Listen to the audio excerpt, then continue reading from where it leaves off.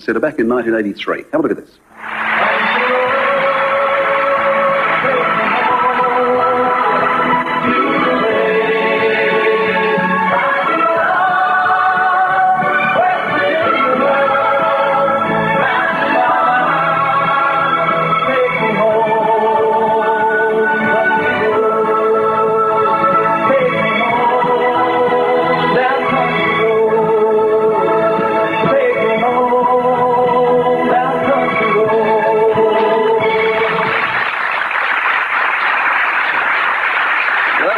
That was John back then. Here he is right now. Would you please welcome back John Denver? Thank you, John. Thanks for your time again. We appreciate it.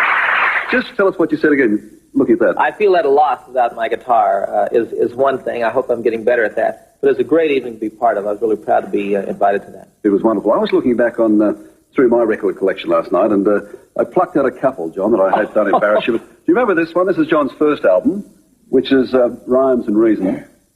Haven't changed much at all, John. Got rid of the glasses. That's better. But the interesting thing in looking at that and Take Me Tomorrow, and Whose Garden Was This John Denver, which I think for the Nobody has that album. There you go. I can't believe it. I have that back there. But that's the interesting thing. The reason I raise that is that back when it wasn't trendy to be anti-Vietnam, when it wasn't trendy to be pro-American Red Indian, when it wasn't trendy to be pro the environment, you were singing songs back there long before it became trendy. Well, and perhaps one of the small voices that got to be heard that started changing people's thinking and having people really become aware. You know, 20 years ago, I think, maybe 25 years ago, the word ecology was not in our vocabulary. So enormous changes have taken place in that time, and it's a lot of voices, a lot of pebbles being dropped in the pond that raise people's consciousness to where now everyone really has some consideration about the environment. We're aware that we have an effect on it, that it has an effect on our lives.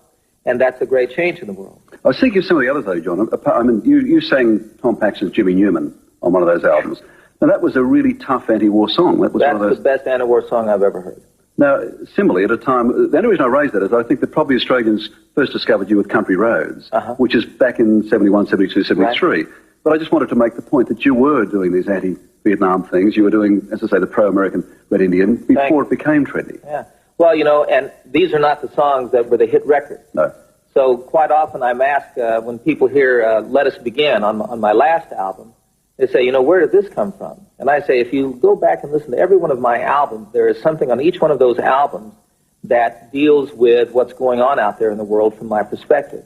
And people have not always heard that. Yes. Similarly, we had a number of letters when you were on the program last time because of you've talked of humanitarian issues, and people who'd seen a film about Chile, which was done by an Australian filmmaker named David Bradbury, in which you appeared. And they said, why don't you ask John Denver about this? It appears as though I think he got you at cornered you at a garden party in Chile, and said, why don't you ask John Denver about this? Have you ever seen the film? I've not seen the film. Have a look at this, and then let's see what your thoughts are. Just wondering how you find the festival and being here in Chile. Well, I'm very happy to be in Chile. It's my first time here, and I find the country beautiful and people very, very warm and friendly. And I'm looking forward to seeing you tomorrow. Some people have said that the festival shouldn't go on. How do you feel about that? Why is that? Well, they said there's political oppression in Chile and people being tortured while you're singing. I don't believe that's true. I think that music is never a torture. Now, people saying, you know, there's John Denver supporting a totalitarian regime in Chile. Well, you know, first of all, I'm offended by the film being included in it without knowing what I was included in or what I was being asked about. I'm offended by that. Secondarily, I was there for a festival called Viña del Mar, which is a huge music festival, which has been going on for years and years and is shown all over South America on television. And, you know, music to me truly is a universal language. And music to me is one of the foremost ways that we can begin to combat actions like what you see there on television.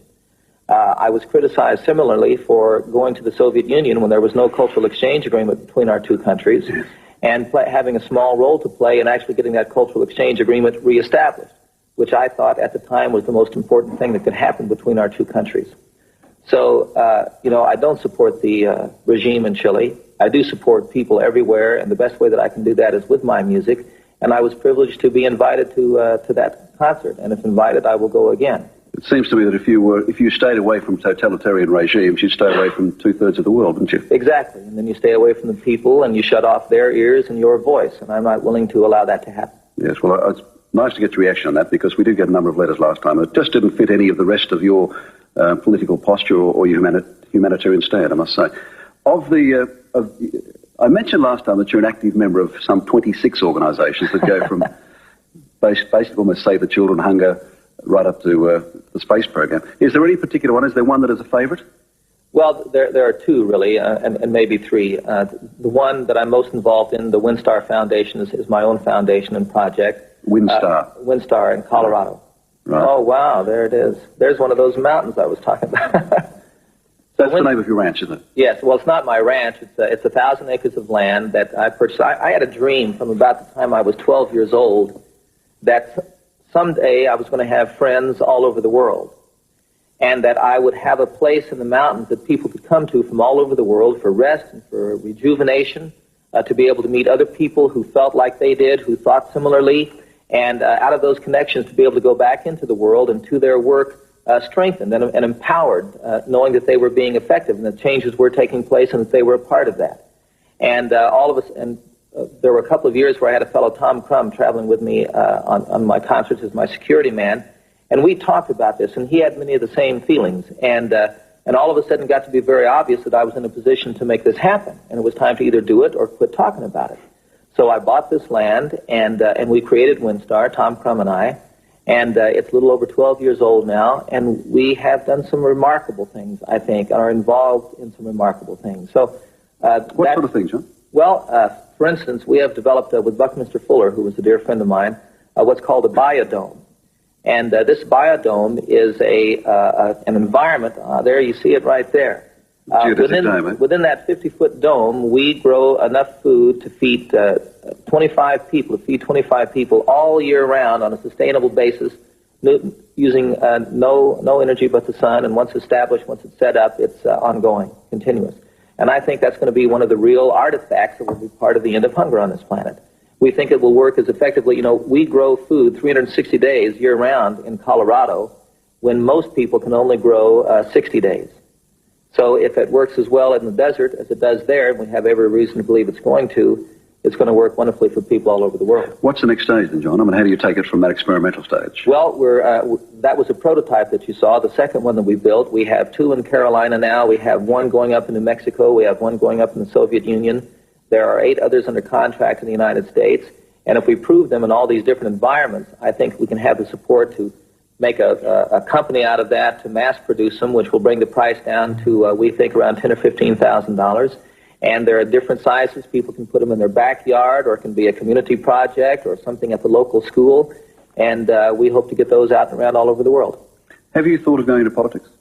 I've thought about it a lot, and I'm not a great fan of politics. Why not?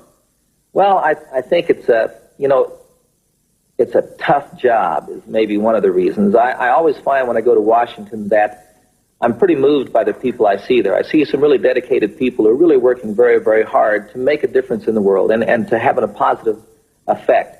But it's such a hard job, and it's such an incredible bureaucracy, and my talents and my inclinations really don't lie in that way. And quite honestly, I think when you get into politics, you have to get into the party over here. Mm-hmm. And then you're stuck over here in this framework, and people will only see you and listen to you through that filter.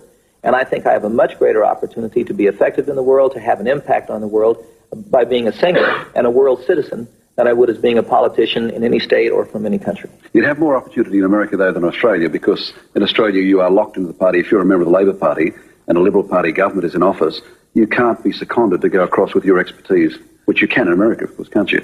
To a degree. You can switch but party politics raises its ugly head all the time and keeps holding us back, in my opinion. We had a number of people write to us again when they knew you were coming on, who've been to the concert so far around Australia, and said, look, we get John's message, we agree with that in fact the world is one, but what can we do given those politics? What can we do as an individual? What can I really do as a little bloke or a little woman sitting down here in Australia? Well, see, I think everybody wants to make a difference.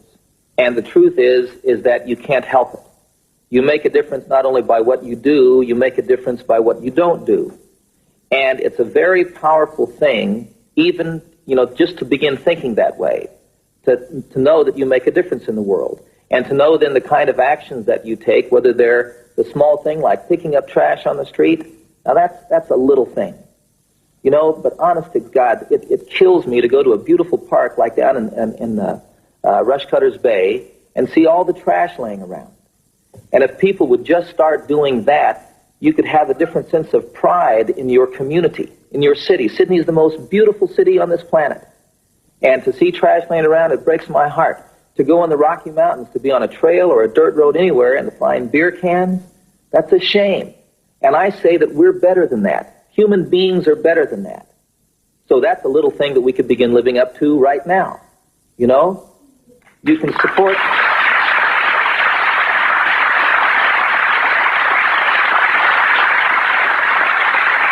You can support things like Windstar. If the only thing that you can do, and you say I'm actively involved in 26 organizations, most of them I just give money to. When I can, it's maybe a small check, $100 a year. Sometimes when they ask my advice or something, or to support a particular thing, I do that. I look at it very seriously, and I take responsibility for what my actions are going to be, and I do what I can do. But, a lot of, if you send $1 to an organization, the Hunger Project, I know of nothing in the world working more effectively toward the end of hunger than the Hunger Project. But the absurdity of that, John, is that with your domes to try and produce more food, we have enough food in the world today. Well, you have enough food, but we don't have the end to hunger.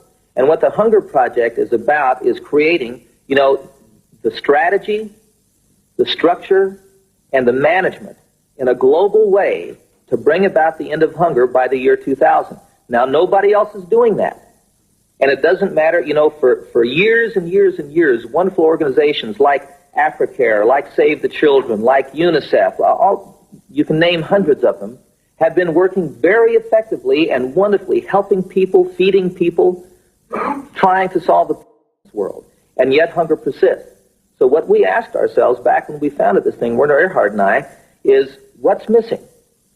And I say to you that what's missing is the global commitment that can show itself in a strategy, in a structure, and with a management process to bring about the end of hunger. And that is our commitment. That's my commitment. And I guarantee it's going to happen. But we can't do it without you. But it would seem to me ordinary people would have to say, look, we agree with what you're saying. We don't want another African or Asian baby to die any more than we want anyone to die. But it's the politicians. We've got to change the politicians. We can't do much about it because it's those politicians who won't send the wheat across to Africa. So not only do you have the opportunity to raise your voice by your vote, by your letter to your elected representative, but you should know that there is a specific body, the Hunger Project, and lots of others who are raising their larger and larger voice in favor of this all the time. One of the things the Hunger Project is doing is supporting and promoting and acknowledging leadership in Africa. We have what's called the Africa Prize, a $100,000 prize given every year to really acknowledge that there is leadership. And in doing that, it's a great empowerment. Last year, Joan Holmes took the two people who won this prize. They had a meeting with President Reagan. And he made a little commitment there that the United States was going to do a little bit more about hunger in the world. When I had the opportunity to meet Secretary General Gorbachev last December, when he was in the United States, I talked to him about hunger. And shortly after that, Joan Holmes, our executive director, met with Andrei Gromyko, the son of the president.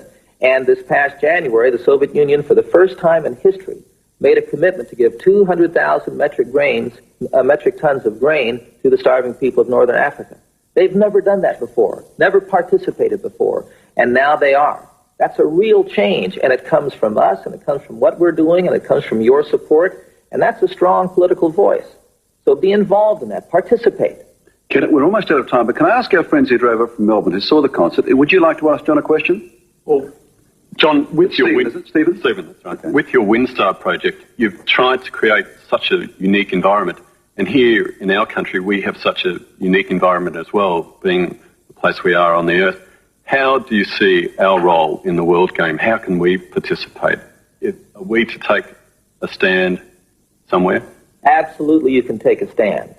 And one of the things that you can do is to really acknowledge for yourselves that you're no longer so far away from it all. One of the things we say at Windstar is that which affects any one of us on the planet affects everyone. So Australia is part of the world. And as the young country that you are, the same things are going on here that have gone on in the past all over the world and are going on some places now. And there's an opportunity to really play a leadership role by learning from some of the lessons of the past, where we in the United States, for instance, didn't do too well with the American Indian. You have a better opportunity to deal with the Aborigine here. You have an opportunity to deal not only with the great land that you have here, the beautiful landscape like Kakadu, but also what you do in regard to the resources. I read an article in the paper about all the money that you're supposedly losing by not mining uranium. Now, Australia has taken a very strong stand in the past about, nuclear weapons being in their country, nuclear-powered ships. There's two ways you use uranium. Nuclear power, which doesn't work, and which we don't know where to put the waste, and people do not know that we have created 4 times as much energy out of conservation in the last 20 years than we have by nuclear power. All right? That's a fact. So that doesn't work. And now they're saying, well, we'll use Australia to put away our nuclear waste. Not a good idea, folks. You ought to take a hard look at that. The other way you use uranium is to make nuclear weapons in the world. I think we're trying to get rid of those. So there's a very real opportunity right there for you to raise your voice and say what you feel about yourself as a human being, as a citizen of the world, and as an Australian, and in a way that's going to have a profound impact in a real leadership way on the rest of the world. Thank you, John. Thank you for that. In fact, just give those dates. John Denvers will be singing at the Sydney Entertainment Centre tonight, and tomorrow night and Thursday night, and in Brisbane on the 17th of June, then he goes back to Colorado. We've had some people also write who've seen the concert so far and can't get the record, that John's album. It was rushed out for the tour, and we are being told today that it is available now and will be available in the week ahead. So if you missed it at the concert, it certainly is available there. That's the reason that whinge. Thank you. Would you please thank John Denver for us? Thank you.